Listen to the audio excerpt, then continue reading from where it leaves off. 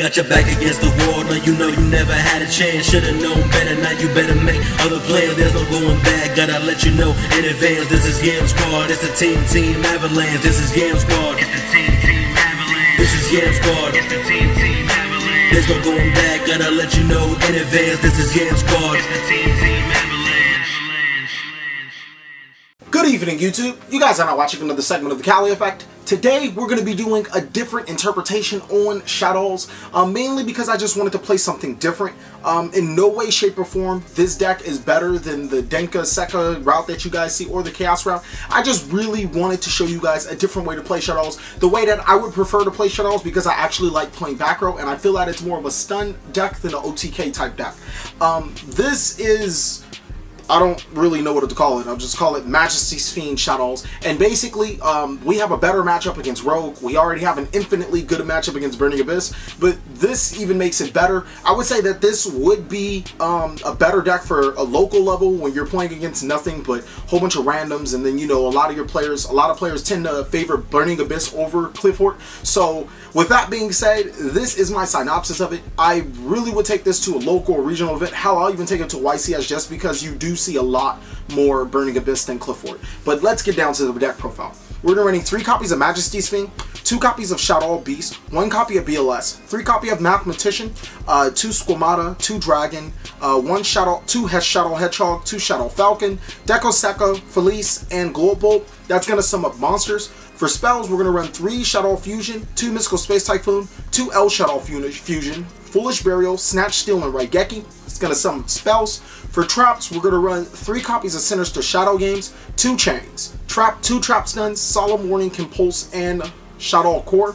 For the extra deck, on our Fusion side, 3 Construct, 2 Winda, and 1 Shekinaga. For the Synchros, Star Eater, Crimson Blader, Arcanite Magician, Black Rose Dragon, Yazi, Goyo, and Armadas. And for the Exceeds will be Castel and Daigusto Emerald. Now, I'm just going to break down the monsters first and foremost. There's a couple of things that you guys see that I would probably say, I would even question myself, which is, why are you playing 2 copies of Shaddoll Falco? Really, 1 is only needed.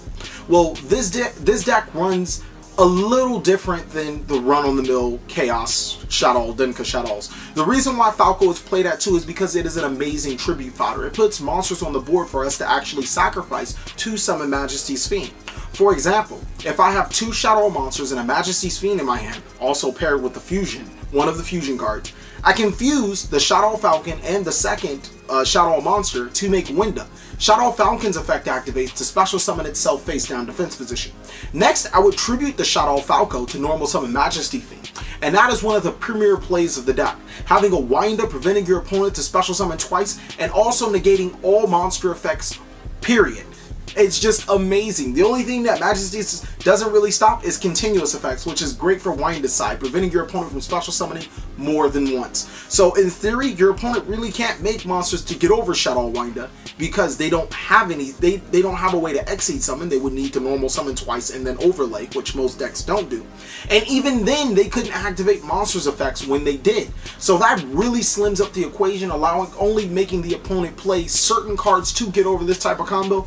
More often than not, it wins you the game. Sometimes you can't have that route, which is perfectly fine. Construct is a card. You would special summon Construct to your side of the field. Construct sends Falco. Falco special summons itself, and then you can tribute for Majesty's Fiend that way. You're going to more often than not find yourself tributing for Majesty's Fiend, and it's going to win you a lot of games, just summoning it to your side of the field, locking out of your opponent's monster's effects. Next is obviously the Majesty's Fiend, which I've already told you about. I do run 1 copy of Denka Sekka just because it's a really, really good card. And even though I do play back row, all except for one of my back row cards can be activated whenever I feel like it. The only card that can't be is Solemn Warning. So, I mean, more often than not, when we're setting that card, we're probably securing the game or stopping an opponent's crucial summon. So Denka is just really good for being able to go off with your plays. Sometimes I want to have Denka, Majesties, and Window on the field, and if I get that lucky and Saki, then not really much the opponent can do, period. Felice is really good. Makes Arcanite Magician, makes Yazi, makes Black Rose. I mean, I just feel Felice is just a highly underrated card. If at the very worst, pitch it for a fusion, special summon construct sends whatever, and then go into your plays. It's just a really, really good card. When I do draw it, like I said, I wind up fusing with it. Glow Bulb is actually, I feel that it's another great target for Majesty's Fiend. We mill the top card from our decks to the graveyard, special summon Global, tribute it for Majesty's Fiend if all else fails. Typically, I am synchro summoning with it. I'm sending it with Mathematician, activating its effect, special summoning it, and then doing a whole bunch of wacky plays from there. But it's just a really nice card to have in the deck, especially when you can abuse it, making Sheki Naga and such plays. The monsters are just really solid. The only monsters that I really wanted to play was an extra Denkaseka. Just a really good card, and maybe a third Shaddoll Beast, because a lot of builds do play 3 Shaddoll Beasts, and it's a really good card. I feel that I don't necessarily need 3 Shaddoll Beasts, is because I can abuse it while in the graveyard, unlike the other Shaddoll builds, but still, it's still really nice to have 3.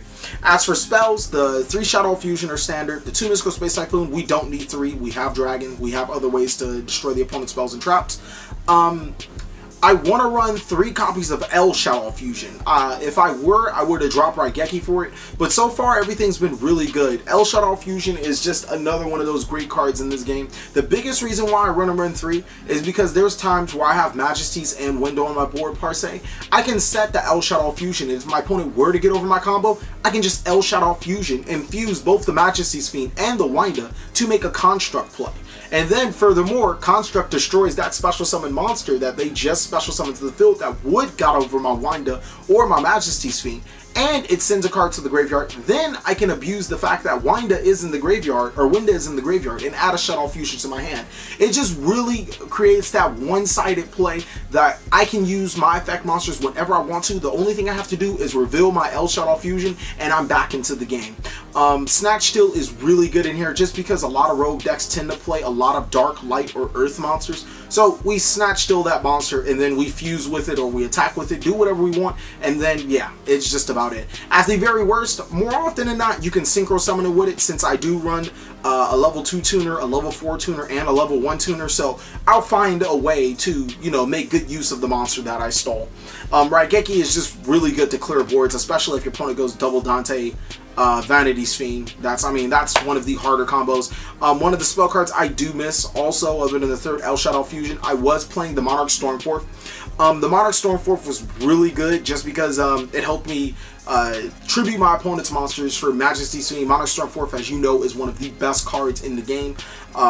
It's just really good being able to get rid of an opponent's monster, a situational monster that I personally probably couldn't get rid of, and then summon Majesty's Fiend. The reason why I dropped it is because, I mean, like, I normally have Tribute Fodder for Majesty's Fiend, and if I don't, I'll fuse with it. For traps, 3 Sinister Shadow Game is very important in this deck. The reason why a lot of players run 2, which is perfectly fine, is that they don't have enough targets to send. Well, I want to actually abuse my flip effects, especially El Shaddoll Falcon on my opponent's end phase. For example, if I have Shaddoll Falcon, Falco face down on my side of the field, and my opponent ends their turn, I can flip up Sinister Shadow Games, send Shaddoll Beast, flip up Shaddoll Falcon, and then special summon the Shaddoll Beast and draw a card. Then following on my turn, I can flip up the Shaddoll Beast and draw 2 more cards, discard 1 and synchro summon into an Arcanite, Black Rose, or Yazi, depending on what I see. There's also a couple other plays I can make beyond that, but that involves other cards. But I just felt that 3 Sinister Shadow Games was really important for making those Falco type plays. I can abuse Shaddoll Beast better than other Shaddoll players because I do run 3 copies of Sinister Shadow Games and 2 copies of Falco, which really gives me an edge in certain matchups. Fiendish Chain is just Fiendish Chain. It's really not much else to see about it. Even though I do run 3 copies of Majesty's Fiend, I think that Fiendish Chain is still really good to this game. I'm stuck between that or Breakthrough Skill or just dropping Effect Negation because I do have Majesty's Fiend for either spells or traps. It doesn't really matter, but Fiendish Chain ultimately is a solid card. The trap stems are going to take really a piece of what Denko Seko used to be in this deck, and then just allow me to still do that same concept while also playing back row at the same time. Being able to negate my opponent's traps, floodgates, whatever, go off on my play, and then destroy their cards or do whatever I please, really gives me the edge in certain games. Solemn and Compulse are pretty obvious. No Bottomless. I just really prefer the Shaddoll core over it. I mean, Shaddoll core is just so amazing in here. Being able to regain L Shaddoll fusion or a Shaddoll fusion back to your hand. In the Clifford matchup, more often than not, I flip with that Shaddoll fusion. I normal summon or I special summon Global to my side of the field, and I make Star Eater, which gets over towers if whoever wants to play that still.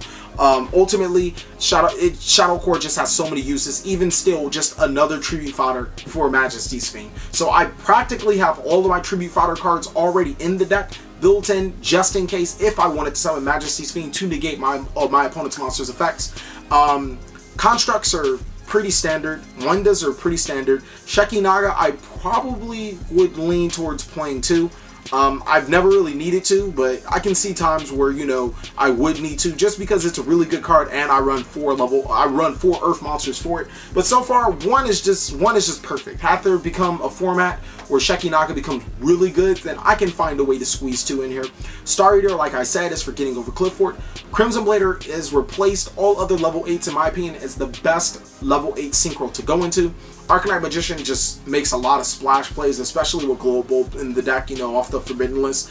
Yazi is extremely good against the BA matchup. You guys did not notice, I do not run Leo. I'm completely taking him out just because he's so hard to summon first, and Yazi pretty much does that job, and it's easier to summon. Goyo's in there because it's Goyo, Armadas is in there because Armadas wins games.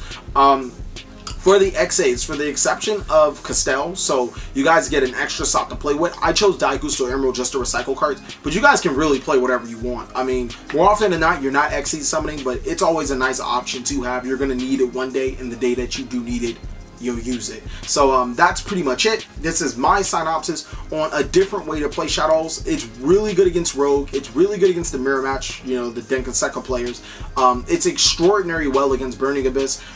Just like any other time, you have a hard matchup against Clifford, but that's a given no matter what. Normally, you should probably sideboard to address it because you're going to lose game 1 regardless. Well, that's pretty much it. Thank you guys for watching another segment of the TheCaliEffect. Please like, comment, subscribe, but most of all, enjoy.